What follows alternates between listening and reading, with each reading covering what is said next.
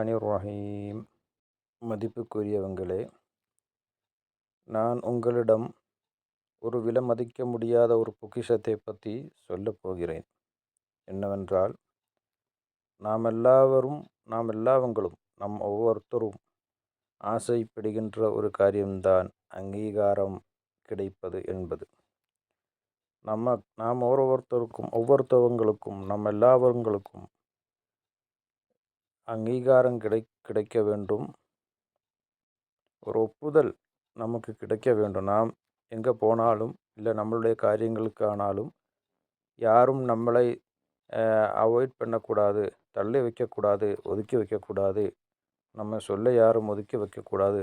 நாம் சொல்லுகின்ற காரியங்கள் இல்லை நம்மளுடைய செயல்கள் இல்லை நம்மளை ஆய்கொள்ளட்டும், நம்மளை எல்லாவங்களும் மதிக்க வேண்டும் அப்படி நினைக்கிறோம், இல்லை அங்கீகரிக்க வேண்டும் என்று நினைக்கிறோம்.